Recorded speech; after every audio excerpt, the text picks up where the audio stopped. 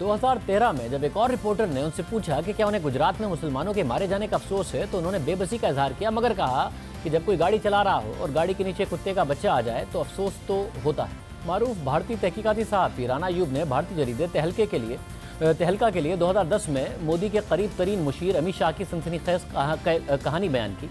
अमित शाह ने गुजरात के वजीर आला के लिए नरेंद्र मोदी के इंतखाब में बहुत अहम किरदार अदा किया था, दोनों दफ़ा किया था, और फिर उन्हें वजीर दाखिला बना दिया गया। सहाफ़ी राना अयूब 5 साल पुराने एक केस की तहकीकात कर रही थी, जिसमें पुलिस ने यह दावा किया था कि उन्होंने एक ऐसे दहशतगर्द को मार दिया है जिसे पाकिस्तान ने नरेंद्र मोदी को कत्ल करने के लिए भेजा था। उस वक्त अफवाहें गर्म हो गईं कि पुलिस मुल्जिमान का इनकाउंटर करके उन्हें ऐसा मुसलमान दहशतगर्द करार देकर हीरो बन रही है जो नरेंद्र मोदी को कत्ल करना चाहते थे।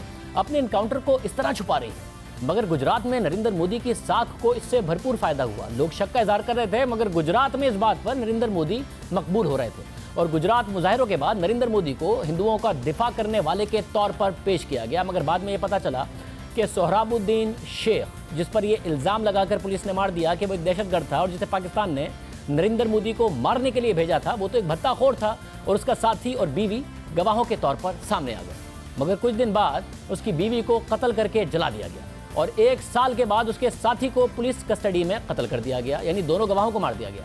सहाफ़ी राना अयूब को एक पुलिस एहलकार ने बताया कि इस सब में नरेंद्र मोदी के करीबी साथी अमित शाह मुलविस हैं। फिर वो पुलिस अफसर सहाफ़ी राना अयूब से एक कब्रिस्तान में रात 3 बजे मिला और गुलदस्ते में छुपी एक सीडी उन्हें दी, जिसमें अमित शाह का 6 साल का पूरा टेलीफोन रिकॉर्ड था। उनके फ़ोन से की जाने वाली कॉल्स और लोकेशन का पूरा रिकॉर्ड था। इस रिकॉर्ड से पता चला कि जिन पुलिस अफसरों ने सोहराबुद्दीन शेख और उसके साथी को मारा, वो अमित शाह के साथ मुसलसल राबते में थे, यानी जिस शख्स पर इल्ज़ाम लगाया गया कि उसे पाकिस्तान ने भेजा है, उस शख्स को पुलिस ने मारा। उससे अमित शाह मुसलसल राबते में थे। फिर बाद में उसका साथी जो कि विटनेस बना, उसे मारा। उससे भी उन पुलिस वालों से राबते में थे अमित शाह। सहाफ़ी राना अयूब की इस रिपोर्ट के बाद भारत में तहलका मच गया। वफाकी इदारों ने उनसे अमित शाह के फ़ोन रिकॉर्ड की सीडी मांगी, जो उन्होंने फराहम कर दी। चंद हफ्तों में अमित शाह को गिरफ्तार कर लिया गया और इल्ज़ाम था कत्ल और भत्ताखोरी का, यानी वही भत्ताखोरी का इल्ज़ाम अमित शाह पर लगा जिसमें सोहराबुद्दीन शेख मुलविस था, मगर उसे पाकिस्तान की तरफ से भेजे गए दहशतगर्द के तौर पर पुलिस ने मार दिया, जिसमें राजस्थान के वजीर दाखिला समेत 20 से ज़ायद ऑफिशियल्स शामिल थे जो मुख्तलिफ अफराद के कत्ल में मुलविस थे। फिर सहाफ़ी राना अयूब को पता चला कि अमित शाह इस सब का करता धरता नहीं है।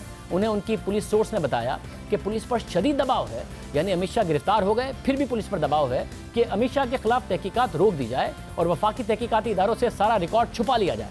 यानी कोई ताकतवर है जो अमित शाह के जराइम पर पर्दा डालना चाहता है। फिर शवाहिद नरेंद्र मोदी की तरफ इशारा करने लगे, मगर जैसे जैसे शवाहिद मोदी के गिर्द घेरा तंग कर रहे थे, नरेंद्र मोदी सियासी तौर पर मजबूत से मजबूत तर होते जा रहे थे। 2007 में जब नरेंद्र मोदी गुजरात के वजीर आला के लिए दोबारा इंतखाब लड़ने गए, तो उन्होंने बाकायदा कांग्रेस के रहनुमाओं को ताना दिया कि कांग्रेस वाले कहते हैं कि मोदी इनकाउंटर कराता है और उसने सोहराबुद्दीन को मरवाया है, तो अवाम बताए कि मैं सोहराबुद्दीन के साथ और क्या करूं।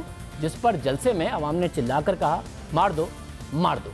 आर्टिकल के मुताबिक नरेंद्र मोदी ताकतवर होते गए और 2012 में वो बीजेपी के सबसे नुमाया लीडर बन गए और लगने लगा कि वज़ारत उज़्मा के उम्मीदवार बन सकते हैं।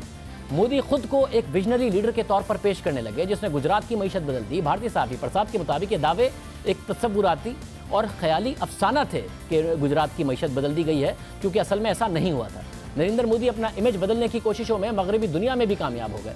मगरबी मीडिया मजबूत अंदाज में उनके बारे में बात करने लगा। अमेरिकी सदर बराक ओबामा ने खामोशी से उनके अमेरिका में दाखिले पर पाबंदी हटा दी, उनसे मुलाकात भी की, फिर भारत का दौरा भी किया।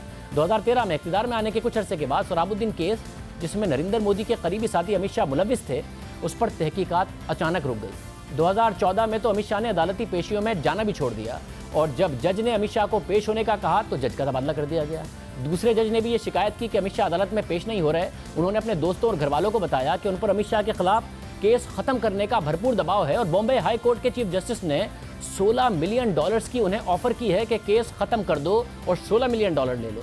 फिर वो जज, जिनका नाम जस्टिस लोया था, वो पूरे सरार अंदाज में मुर्दा पाए गए। रिपोर्ट्स में हार्ट अटैक कहा गया, मगर मारूफ भारतीय जरीदे कारवान के मुताबिक रिपोर्ट्स में गलत बयानी की गई। जज की लाश भी खानदान को हुकूमत ने नहीं बल्कि आरएसएस के मेंबर ने हवाले की, और वो लाश खून में लथपथ थी। जज लोया की फैमिली ने मौत की तहकीकात का मुतालबा किया, मगर तहकीकात नहीं हो सकी। फिर अमित शाह का केस एक तीसरे जज को दिया गया, जिसने 1 महीने से भी कम के अरसे में अमित शाह को तमाम इल्ज़ामात से बरी कर दिया। जब बाकी मुल्जिमान के ट्रायल की बारी आई तो गवाह मुकर गए। 92 गवाह प्रोसिक्यूशन के खिलाफ हो गए। जिस अफसर ने अमित शाह के खिलाफ तहकीकात की उनका तबादला कर दिया गया। जब उस अफसर ने जल्द रिटायरमेंट की दरख्वास्त की तो उसे मुअत्तल कर दिया गया।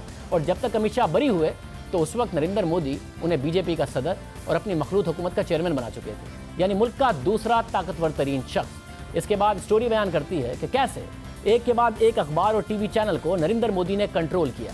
जो एंकर या सहाफ़ी तनकीद करता फारिग करा दिया जाता, जो अखबार या टीवी खिलाफ लिखता उसके इश्तिहारात बंद करा दिए जाते। कॉर्पोरेट इंडिया नरेंद्र मोदी के कंट्रोल में था, उनसे इश्तिहारात बंद करा दिए जाते। करण थापर जिन्होंने नरेंद्र मोदी से गुजरात के कत्लेआम पर सवाल किया, जो क्लिप हमने आपको दिखाया भी, वो भी अपनी नौकरी से फारिग कर दिए गए।